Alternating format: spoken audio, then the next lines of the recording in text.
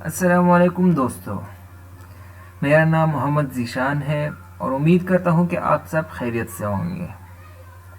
दोस्तों, मैं एक नया लेक्चर लेकर आया हूँ स्टैटिस्टिक एंड प्रोबेबिलिटी, जिसमें हम स्टैटिस्टिक के बारे में पढ़ेंगे कि स्टैटिस्टिक क्या चीज़ है और प्रोबेबिलिटी हमारे पास क्या है।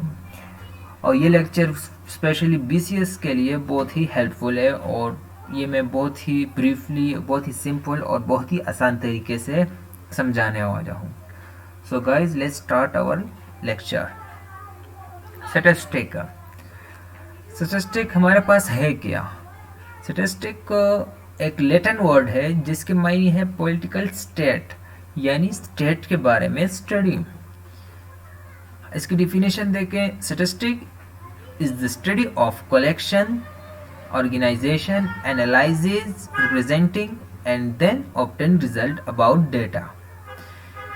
यानी स्टैटिस्टिक हमारे पास collection of data, numerical data का कलेक्शन, उसकी organizing, analysis, representing and then last में उसका रिजल्ट, जो हमने डेटा कलेक्ट किया है उसका रिजल्ट शो करना।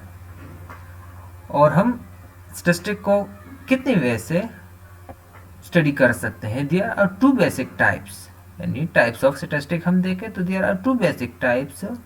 Number one is descriptive statistic and other one is inferential statistic. So सबसे पहले इसको स्टडी करते हैं कि ये हमारे पास क्या है, डिस्क्रिप्टिव स्टैटिस्टिक। दोस्तों, डिस्क्रिप्टिव स्टैटिस्टिक में हमारे पास वो तमाम प्रोसीजर आ जाते हैं जिसमें हम एक डेटा को, एक ऑब्जर्वेशन को समराइज करने और एनालाइज करते हैं, किसकी? ऑब्जर्वेशन ऑफ डेटा किया।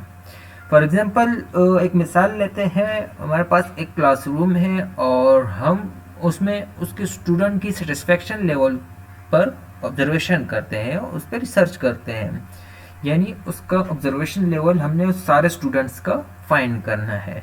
सो गाइज, वो ऑब्जर्वेशन जो होगी वो डिस्क्रिप्टिव स्टैटिस्टिक में होगी, वो एक ग्राफिकल शेप में हमारे पास होगी, यानी चंद स्टूडेंट्स की बहुत ही पीक पर होगी सेटिस्फेक्शन लेवल, किसी का बिल्कुल लो होगी, किसी का मीडियम होगा, यानी वो एक ग्राफ की शक्ल में हमारे पास आएगा। तो ऐसे स्टडी को हम क्या कहते हैं? डिस्क्रिप्टिव स्टैटिस्टिक कहते हैं। Other one is inferential statistic. ये स्टैटिस्टिक की वो फॉर्म है जिसमें हमारे पास एक लार्ज ग्रुप ऑफ डेटा होता है हमारे पास, यानी एक स्टडी के लिए हमारे पास ऑब्जर्वेशन लॉट ऑफ डेटा होता है हमारे पास। यानी इसके एग्जांपल हम ऐसे लेते हैं, जैसे हम एक सिटी है पेशावर। अब पेशावर में ऑब्जर्वेशन करनी हमने, यानी पेशावर में ऐसे कितने लोग हैं जिनका ब्लड ग्रुप जो है हमारे पास बी पॉजिटिव है। यानी पेशावर में हमारे पास लाखों हजारों में लोग होंगे ना कोई। अब हम ऐसा तो नहीं कर सकते कि हर किसी के पास जाए और हर इलाके में जाए, उन सब का ब्लड सैंपल लें, उसको टेस्ट करें और फिर उसके बाद हम उसका डेटा निकालेंगे। तो ये बहुत ही लंबा और बहुत ही डिफिकल्ट प्रोसेस होगा। तो ऐसे के लिए हम इन्फरेंशियल स्टैटिस्टिक यूज़ करते हैं, तो वो हमारे पास आसानी लाता है, यानी उस लार्ज ग्रुप ऑफ डेटा को हम स्मॉल पीसेस में, यानी अब जैसे हमने मिसाल ली है पेशावर की, हम उस पेशावर के मुख्तलिफ इलाकों में और मुख्तलिफ इलाकों में जाएंगे और उनके चंद लोगों की टेस्टिंग होगी, हर एक इलाके में चंद लोगों की टेस्टिंग होगी। तो उसके बिना पर हम फिर उस ऑल पॉपुलेशन का रिजल्ट, उस ऑल डेटा का हम रिजल्ट शो करते हैं, उसकी बिना पर, सैंपल की बिना पर। अब ये पॉपुलेशन और सैंपल क्या चीज़ है, ये भी हम आगे पढ़ेंगे, बहुत ही डिटेल्स में पढ़ेंगे, क्योंकि हम प्रोबेबिलिटी में सारा ही यही पढ़ेंगे। अब अगला टॉपिक हमारे पास आता है मेजर ऑफ सेंट्रल टेंडेंसी। यानी मेजर ऑफ सेंट्रल टेंडेंसी हमारे पास क्या है, ये भी देख लेते हैं। मेजर ऑफ सेंट्रल टेंडेंसी बहुत ही सिंपल, यानी एक डेटा का टाइपिकल बिहेवियर फाइंड करना होता है, यानी वो उसके बिहेवियर के बारे में। अब वो उसमें हमारे पास मीन है, median, mode, harmonic mean and geometrical mean. अब इन सब को बारी बारी में देखते हैं कि हमारे पास क्या है और इसको कैसे फाइंड किया जाता है। सबसे पहले मीन से शुरू करते हैं। मीन को हम अर्थमेटिक मीन भी कहते हैं। यानी मीन और अर्थमेटिक मीन दोनों सेम है। इसकी डिफिनीशन देखें तो हमारे पास है the calculated the arithmetic mean of a set of a data we must first add up all the data values x, यानी जो डेटा हमें गिवन है x डेटा को हम x से डिनोट करेंगे, जो x डेटा हमारे पास गिवन है उन सब का सम, यानी उन सब को सम करो, प्लस करो, जमा करो, उन सब का सम लेना है हमने, and then divided the data by number of variates, यानी नंबर ऑफ ऑब्जर्वेशन, जो डेटा है हमारे पास उनका यानी कितना नंबर ऑफ डेटा है हमारे पास, उन पे डिवाइड करना है। कैसे डिवाइड करना है वो भी देखते हैं एक एग्जांपल के जरिए। सबसे पहले हम फार्मूला देख लें, इसका फार्मूला कैसा है। मीन को हम x डैश से फाइंड करते हैं, ये मीन का साइन है, हम इससे मीन को और अर्थमेटिक मीन को फाइंड करते हैं। मैं इसका फार्मूला देखें, बहुत ही सिंपल। देखें ये सबमिशन साइन है, सिग्मा साइन है, इसका मतलब होता है sum of all. Sum of all किसका, x का जो डेटा हमारे पास गिवन है, और divide by total number of observation. इसकी एग्जांपल देखेंगे तो आसानी से समझ आ जाएगी। Find the mean of this data, जो डेटा हमारे पास x डेटा जो गिवन है, इसका हमने क्या फाइंड करना है, मीन फाइंड करना है। तो मीन कैसे फाइंड करेंगे, बहुत ही सिंपल। देखें सबसे पहले हमने ये देखना है इसका टोटल नंबर कितने हैं, n, ये टोटल नंबर ऑफ ऑब्जर्वेशन।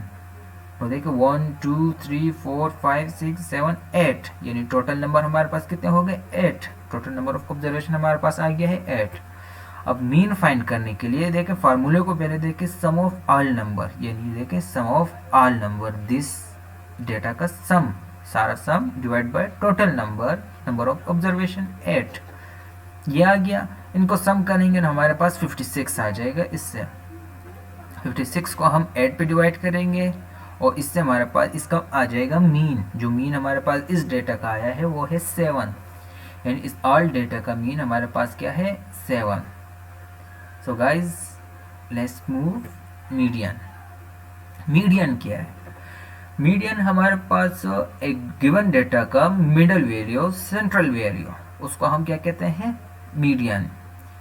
देखें इसकी definition, the median value of a set of a data, जो सेट ऑफ डेटा हमें गिवन है उसके क्या is the middle value of the order data, यानी जो सेट हमारे पास ऑर्डर फॉर्म में मौजूद है उसकी जो मिडल वैल्यू होगी वो हमारे पास क्या होगा, मीडियन होगा। सिंपल।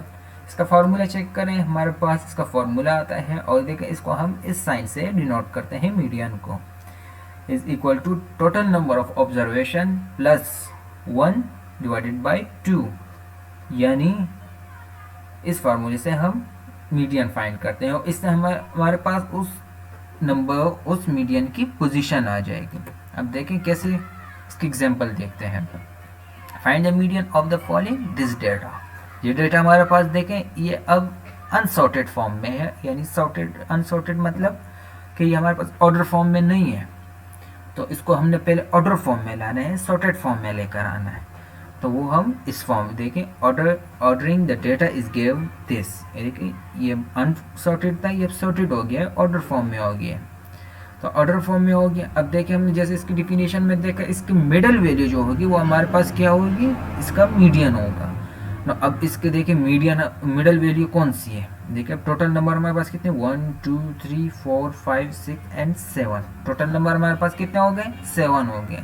अब देखें 3, ये 3 वैल्यू वन साइड, ये 3 वैल्यू सेकंड साइड, अब बीच में जो रह गया क्या रह गया, 7, यानी ये 7 जो है हमारे पास ये इसका मीडियन है, यानी मिडल वैल्यू इसकी होगी median. The middle value is 7, सो इसका ये मीडियन हो गया। अब दूसरा एग्जांपल हम देखते हैं, इसका देखें। अब इसमें हमारे पास कितनी वैल्यूज थी, 7, अब इसमें हमारे पास 8 वैल्यूज हो गई हैं। अब इसको हमने ऑर्डर फॉर्म में पहले लेकर आए।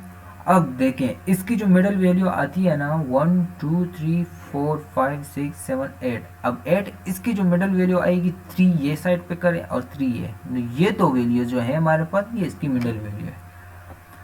अब इसको हम मिडल वैल्यू जो आ गई हमारे पास, इसको अब ये तो हमारे पास मीडियन नहीं है, इसका मीडियन वो होगा जो इन दो के बीच में जो हमारे पास जो इसकी वैल्यू है वो हमारे पास असल में मीडियन है, ये हमारे पास मीडियन नहीं है। अब इसकी जो बीच की वैल्यू है, अब वो कैसे फाइंड करें, बहुत ही सिंपल और बहुत ही आसान तरीके से देखें। अब इन दो वैल्यू को क्या करेंगे, हम प्लस करेंगे और डिवाइड बाई 2 करेंगे, यानी इन दो को प्लस करके इसका 2 करेंगे, यानी 50%। 50 एक तरफ 50 दूसरी, यानी बीच में 2 हो जाएंगे। तो इसलिए हमारा इससे हमारे क्या आ जाएगा, इसकी वैल्यू आ जाएगी 2.25। समझ गए होंगे इंशाल्लाह। चलो आगे जाते हैं। मोड क्या होता है? मोड हमारे पास एक सेट ऑफ डेटा में जो ज़्यादा रिपीटिशन वाली, जो जिसकी फ्रीक्वेंसी सबसे ज़्यादा होगी, वो हमारे पास क्या कहलाता है, मोड कहलाता है। कैसे, चलो देखते हैं। एग्जांपल इसकी भी देख लेते हैं। देखिए हमारे पास ये एक सेट ऑफ डेटा है, यानी एक डेटा का हमें सेट गिवन है, इसमें हमने क्या फाइंड करना है, मोड फाइंड करना है। अब देखें, जैसे मैंने बोला कि जो डेटा में जिस वैल्यू की फ्रीक्वेंसी ज़्यादा होगी, जो रिपीटिशन उसकी ज़्यादा होगी, वो हमारे पास क्या होगा, मोड होगा। अब देखें इसमें हमारे पास 2 है, यहाँ पे भी 1, यहाँ पे भी 2 है और यहाँ पे भी 2, यानी 2 हमारे पास 2 हो गए। और 6 की भी रिपीटिशन है हमारे पास, 1 2 एंड 3, 6 की भी रिपीटिशन हो गए। अब 3 और 9, यानी इनमें से किसी की भी रिपीटिशन नहीं, यानी इन दो की रिपीटिशन है, और इन दो में सबसे ज़्यादा जो है वो 6 की है। इट्स मीन इसमें हमारे इस डेटा का मोड जो है हमारे पास वो 6 है। वाई, क्यों 6 है? क्योंकि इसकी रिपीटिशन सबसे ज़्यादा है, इसकी फ्रीक्वेंसी सबसे ज़्यादा है, और कितनी है, 3 है। देयर आर 3 ऑफ दीज, इनमें सबसे ज़्यादा 6 की फ्रीक्वेंसी ज़्यादा है। सो हमारे पास मोड जो होगा वो क्या होगा, वो 6 होगा। सो गाइस आज के सिर्फ इतना ही। इंशाल्लाह नेक्स्ट लेक्चर में हम इससे मज़ीद पढ़ेंगे, और इस लेक्चर के हवाले से जो भी क्वेश्चन है आपका, आप कमेंट्स में बोल सकते हैं, और लाइक करना और शेयर करना बिल्कुल ना भूलिएगा, और सब्सक्राइब का बटन दबा दिएगा। बहुत शुक्रिया जी। अस्सलामु अलैकुम व रहमतुल्लाह।